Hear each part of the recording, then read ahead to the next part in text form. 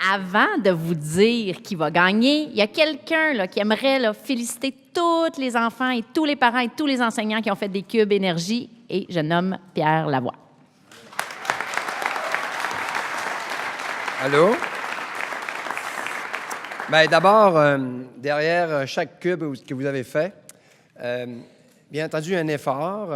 Beaucoup de parents ont participé avec vous à faire des cubes. Ça, c'est le plus important, vous le savez, parce qu'on considère que le plus beau modèle pour un enfant, c'est pas son prof à l'école, c'est ses parents. Donc, les enfants imitent leurs parents.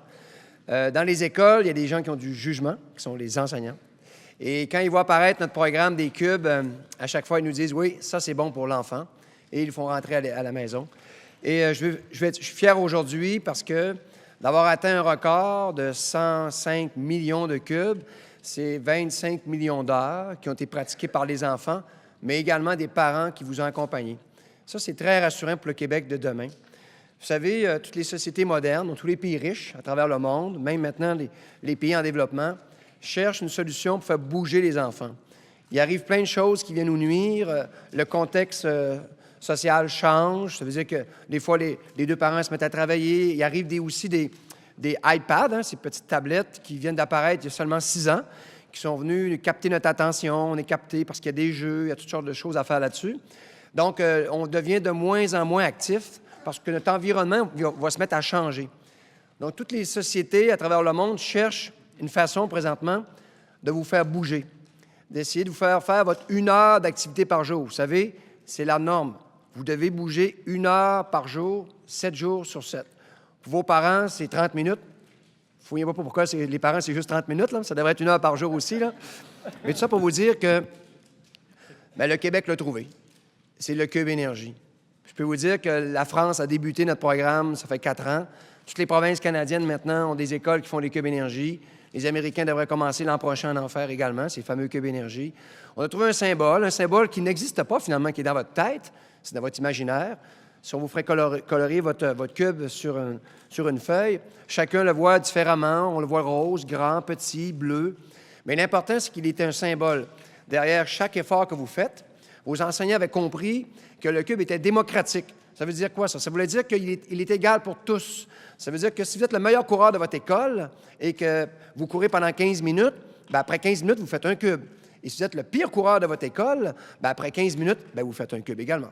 Donc, ça voulait dire que le cube devenait démocratique, il devenait inclusif. Donc, les écoles font un travail extraordinaire. D'ailleurs, je vais poser la question, vous allez voir comment nos écoles font un travail extraordinaire parce que moi, je me promène dans les écoles primaires du Québec. Si je vous parle, je vous pose la question à vous, les jeunes, les saines habitudes de vie, c'est quoi? Pour moi, c'est 4 choses. OK? La première, on pourrait dire, c'est quoi? Levez la main, quelqu'un? Oui, c'est quoi? Bien manger. Bon, il nous en manque 3 autres. La deuxième, ce serait quoi? Bouger. Il nous en manque 2 autres. Ce serait quoi une troisième? Toi? Boire. Boire quoi? De l'eau. Vous voyez? Déjà, on commence au Québec. Ça fait 2 ans là, que moi, je l'entends dans les écoles. Nos enseignants font un travail extraordinaire. N'oubliez pas ça, là, dans nos écoles. Il faut reconnaître les personnes les plus importantes d'une société. Ce sont les enseignants. Oui, un médecin, ça peut sauver des vies, mais un enseignant, ça peut sauver des sociétés parce que ça éduque. Donc, merci d'avoir levé la main, d'avoir inscrit cette année 1354 écoles primaires. C'est tout près de 400 000 enfants qui bougent. Et ça, c'est important. Maintenant, il nous manque une 4e affaire. Ça n'est pas facile à trouver. Ce serait quoi, la 4e? Et voilà. Dormir. Pourquoi? Parce que vos enseignants, quand vous ne dormez pas assez, le lendemain, vous manquez de concentration et ont de la difficulté à vous apprendre. Donc, c'est important de dormir au moins 10 heures par jour. Donc, tous ceux qui écoutent des émissions trop tard, il faut penser, il faut dormir au moins 10 à 12 heures pour être en forme. Donc, merci aux écoles qui, c'est important, écoutez bien, il y a 25 ans, on a demandé une chose à nos enseignants, dans nos écoles, d'inculquer la valeur de l'environnement. Et ça n'a pas commencé par les gouvernements ni les entreprises. C'est d'abord des enseignements qu'on juge si sévèrement au Québec, en passant, là, qui ont d'abord commencé à nous dire qu'il fallait récupérer et protéger l'eau. Ces jeunes ont grandi, l'éducation a éduqué pendant 25 ans et avait créé 2 générations qui avaient l'esprit beaucoup plus vert. Et quand ils sont rentrés dans notre société, bien, ils nous ont tous aidés à prendre un virage vert. Et aujourd'hui, tout le monde est prêt à faire sa part pour l'environnement. Donc, un changement social, là, ça passe toujours par l'éducation. Donc, M. Proulx, vous le savez, vous avez le ministère le plus important de la société. c'est le ministère de l'Éducation. M. Barrette a beau avoir le ministère le plus imposant au niveau des finances, son problème sera corrigé par l'Éducation. Et vous le savez, vous avez un grand défi dans votre cours, mais vous avez l'endroit le plus précieux, le premier ministre le sait, le gouvernement, l'opposition le savent aussi. Tout le monde sait que l'éducation, il faut travailler fort, mais c'est un travail de concertation. C'est pas vrai que le ministre va tout faire seul, là. Il y a besoin que les parents s'impliquent, que nos écoles de quartier, il faut la considérer pas comme l'école de la commission scolaire, comme l'école qui nous appartient et grandit dans ces murs nos enfants. Et on a tous intérêt à s'en préoccuper, qu'on soit des entreprises, qu'on soit des parents, qu'on soit de la municipalité. Maintenant, il faut que nos écoles de quartier, on s'y intéresse parce qu'on veut que vous puissiez pousser droit. Pousser droit, ça veut dire quoi? Puis je terminerai avec deux petites choses. Vous savez, quand on plante un arbre sur notre terrain, les chances qu'il puisse survivre sont presque nulles. La seule façon qu'il puisse survivre, là, c'est de le planter dans la meilleure terre possible, c'est lui piquer un tuteur en bois juste à côté, en l'attachant avec une petite ficelle pour s'assurer qu'il pousse droit. Ensuite, c'est de l'arroser à l'occasion, mais c'est surtout de vous en occuper. Une fois qu'il est devenu grand, puis que c'est un adulte, puis qu'il est droit, bien, on peut enlever le tuteur, arrêter de l'arroser, la nature va faire le reste, il devrait rester droit toute sa vie. Mais si ce petit arbre est planté dans un environnement défavorable, bien, il y a des bonnes chances qu'il pousse de travers. Et quand il sera de travers adulte, ce sera très dur de le ramener droit. Donc, tout se passe à l'école, très tôt, CPE. Même, je pense que ça commence dès que la mère est enceinte.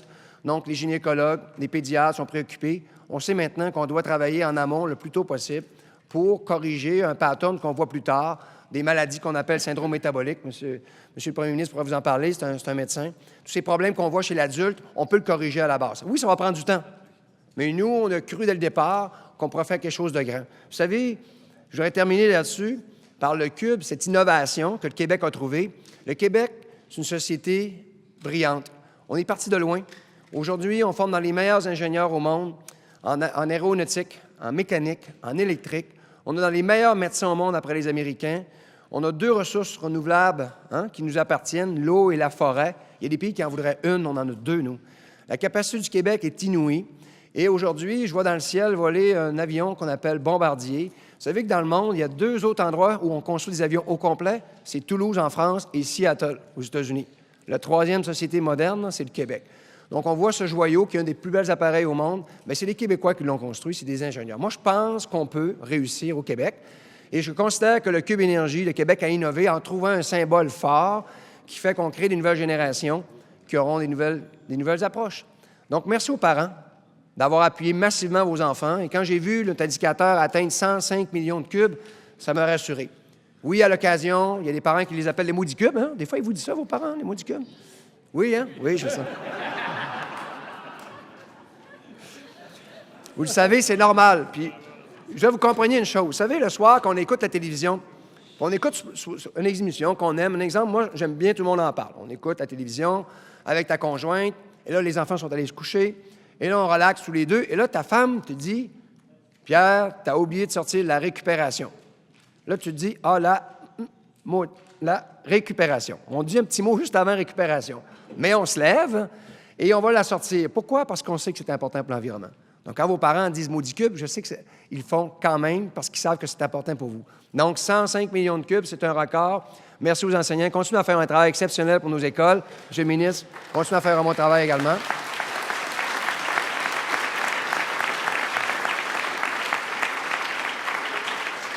Et on n'aurait jamais pu créer un mouvement aussi important avec les entreprises privées. Il ne faut pas oublier que 91 % du financement du grand défi, c'est le privé qui vient s'investir dans ce mouvement social. Ça, c'est très rassurant pour un Québec de demain. Merci aux députés, aux ministres, ceux qui vont pédaler, qui vont représenter l'Assemblée nationale. Donc, c'est tout le monde ensemble, là. Ça démontre que pour cette cause, on doit finalement travailler ensemble parce que c'est un problème social majeur, mais le Québec est en train de relever. Merci beaucoup.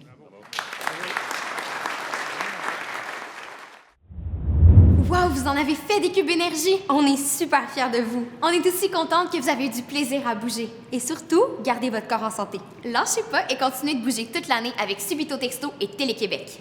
C'est maintenant le moment tant attendu. Soyez attentifs.